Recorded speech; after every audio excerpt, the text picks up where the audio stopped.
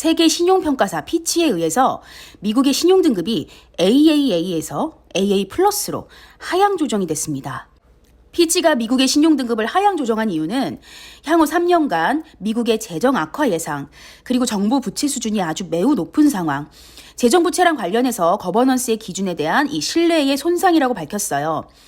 미국의 신용등급 강등이 비트코인에게는 호재로 작용을 하면서 오히려 긴 횡보장에서 소폭 상승했는데요. 현재 미국의 상황은 지금 투자에 관심이 많으신 분이라면 이미 잘 아실 거예요. 우선 미국 정부는 미국의 경제가 계속되는 금리 인상 속에서도 굳건하다고 생각을 하고 있고, 실제로 2분기 경제 성장률이 1분기에 비해서 이게 리바운드 돼서 예상치보다 훨씬 높은 수치를 보여줬거든요. 그렇지만 동시에 부채가 사상 최대치를 보여주고 있는데, 수치상으로 일단 보시면 올해 미국 부채 사상 처음으로 32조 달러를 넘어섰습니다. 즉 정부가 돈을 무지막대하게 풀어서 경제를 활성화시키는 모양새인 건데, 또 이게 가능한 게 미국 국채를 열심히 사주는 그런 일본 정부가 있기 때문에 가능한 일이죠.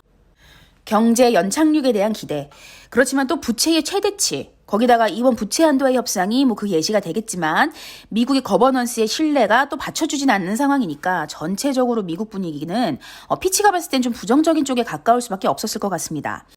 세계 3대 신용평가사 중에 이제 S&P만 미국의 국가 신용등급을 최고 등급으로 유지하고 있고요. 무디스와 피치에 의해서는 지금 미국 신용등급이 AA+가 된 상태라고 보시면 됩니다. 자, 미국의 신용등급 악화는 결국 달러의 악화, 또 국가의 위기가 상대적으로 기존에 비해서 좀 위태로워졌다는 뜻이기 때문에 오히려 비트코인한테는 이게 잠깐이 될지 긴 시간이 될지는 모르겠지만 일단은 호재가 된 건 확실해요. 비트코인이 변동성 없는 긴 횡보를 보이는 동안에 미국 증시는 회복을 거듭하고 있는 상황이었고요.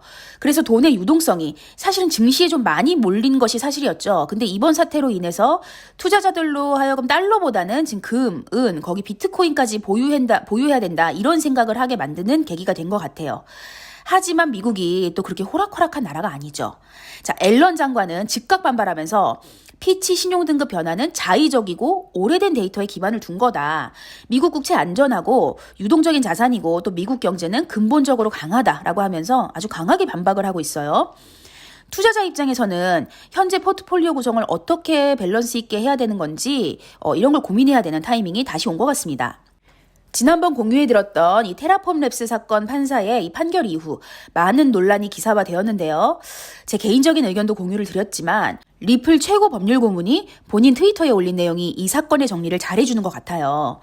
리플 최고 법률 고문은 테라 판사가 작성한 판결문을 통해서 결국에는 리플 판결에 대한 테라 판사의 언급은 불필요하고 혼란스러우며 구속력이 없다라고 했습니다. 자, 그 이유는 판결문에 보면 실제로 여기 오렌지 숲만으로는 숲을 가꾸고 이익을 공유하겠다는 약속이 없기 때문에 증권이 아니라는 것에는 동의한다.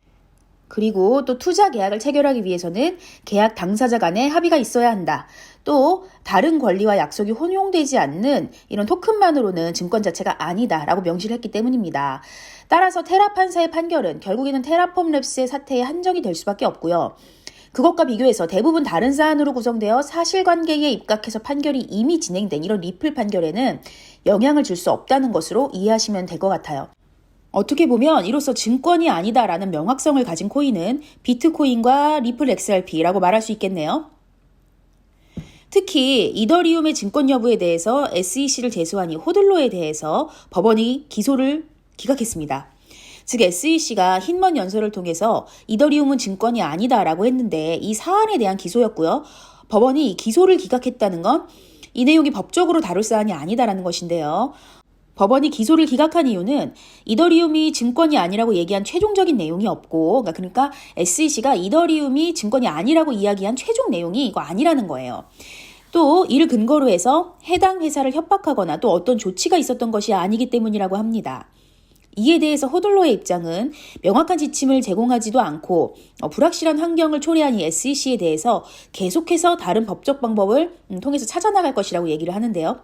여기서 우리가 확인할 수 있는 건 비록 해당 기소를 지금 법원이 기각을 했지만 이거 결국에 이 의미는 이더리움이 증권이 아닌 코인으로서 보호가 될 수는 없다는 거고요. 또 결국 증권이 아님에 대해서 명확성을 가진 것, 비트코인과 리플 XRP 뿐이라는 점입니다. 근데 또 어떤 한 트윗 사용자는 비트코인의 법적 명확성도 사실은 법으로 보장받은 건 아니다.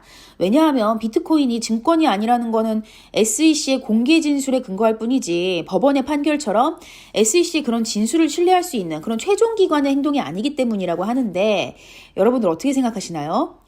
오늘도 영상 끝까지 시청해주셔서 감사드리고요. 더 궁금하신 사항 있으면 상단에 제 번호로 문자 남겨주시면 제가 아는 정보들 전부 알려드리고 있으니까요. 문자 남겨주세요. 감사합니다.